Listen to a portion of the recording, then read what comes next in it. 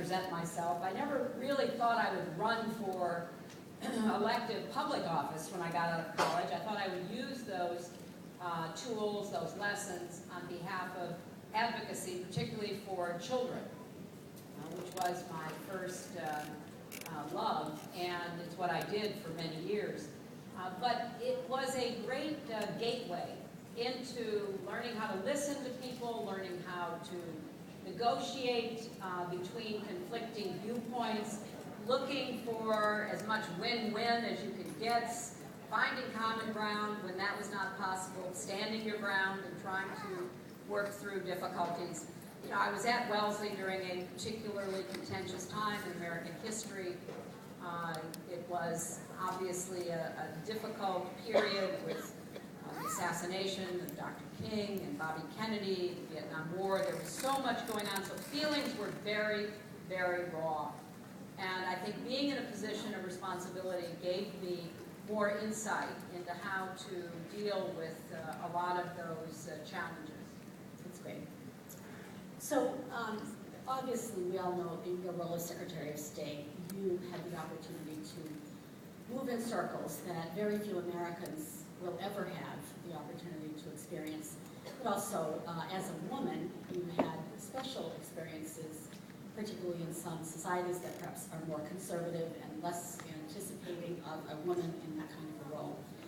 We're wondering if you can share a little bit with us what that is like, and if you can give us a sense of some of the people that you experienced. Well, you have time to breakfast.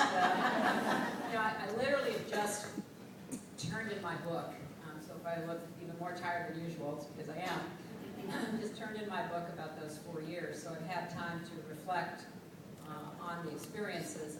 And let me start with women leaders first, and then let me talk about some of the challenging circumstances. You know, there are a lot of very impressive women leaders on the world scene in the last several years.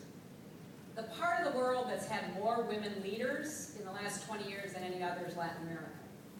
And you think of that as being this macho culture, and you've had women presidents in Argentina, in Brazil, in Nicaragua, in Costa Rica, in Trinidad and Tobago, in Jamaica, in Chile, and it's quite a remarkable collection.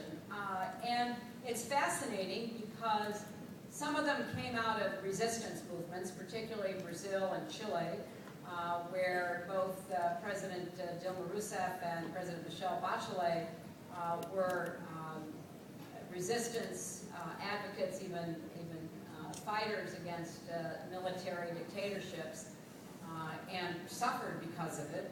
One through torture and imprisonment in Brazil, one through mistreatment and exile in Chile, and they're just remarkable leaders.